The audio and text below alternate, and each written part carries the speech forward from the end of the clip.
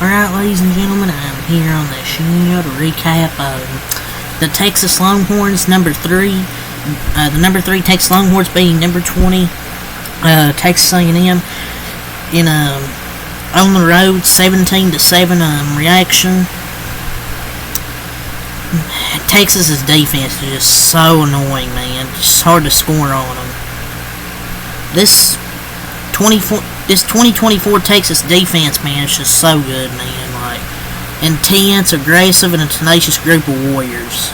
Like, their defense is really, really good. I think this defense, this is one of the best defenses I've seen this year. Like, they're really tough up front. Texas A&M, they ran the ball good this year. They really, really struggled around the football tonight. Like, I'll be honest, they really, really struggled around the football, did Texas A&M. Their leading rusher, obviously their quarterback, Marcel Reed, does a lot of running. Only had 60 yards for 4.3 yards per carry. Amari Daniels, 13 runs, 21 yards, 1.6 yards per carry. Ruben Owens, 3 for 10, 3.3 per carry. Bussey, 4 yards, and Walker, 2 yards. Their leading receiver, Terry Bussey, for 40 yards.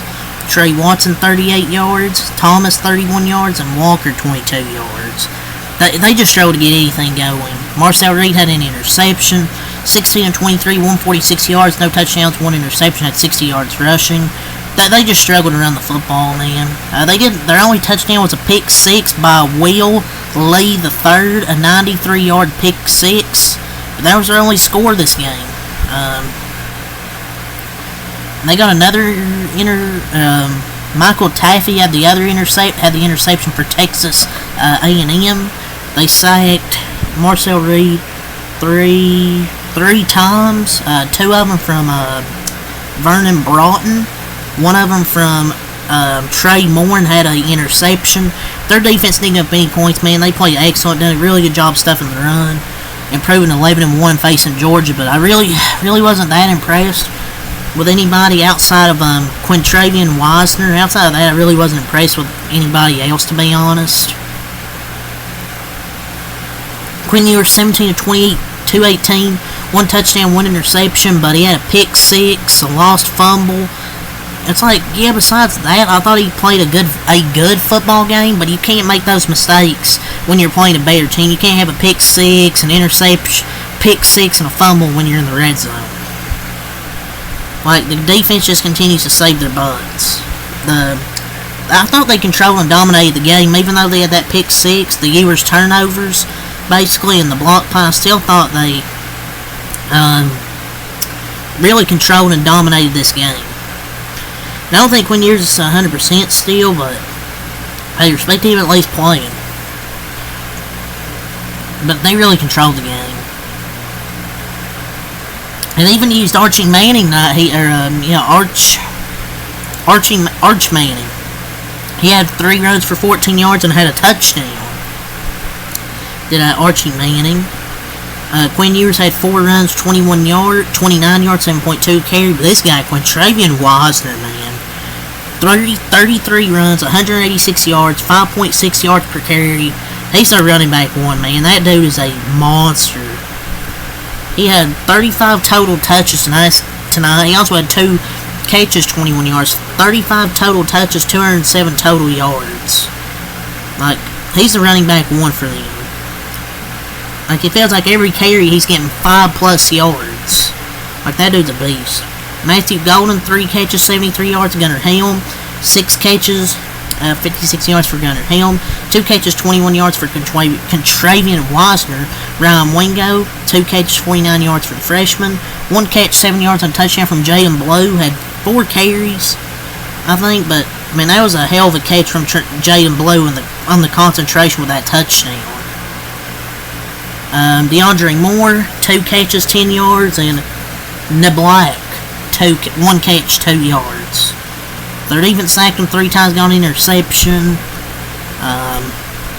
Brett Auburn, 1 for 2 on field goals. After that block punt, Texas A&M, they had some momentum. It was 4th and goal at the 1. I feel like, in my opinion, I would have took the field goal. Defense gets the stop, you see what happens. But they didn't. And it was a bad play call, too. I mean, they hadn't been able to run up the middle the whole night. And they tried to run up the middle there. Offensive line gets destroyed. Pretty much game's over there. I just would have took the field goal and make it a one-score game.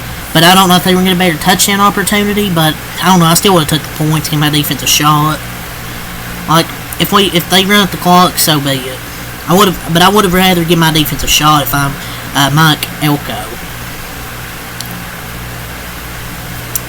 So they dropped to 8-4 here. Go over all the stats here. Texas A&M drops to 8-4 here. So bye-bye any playoff shot you had. I expected a better game from this Texas A&M offense, man. If they have talent, they just didn't show up tonight. They wasted it. That block punt. The definition of insanity is doing the same thing over and over again, expecting different results. You haven't been able to run up the middle the whole night. It didn't work. I wish they scooped and scored it. He tried, and slipped. If this team had an average quarterback, they'd be awesome. But this quarterback isn't the best, man. Like, it's just mediocre.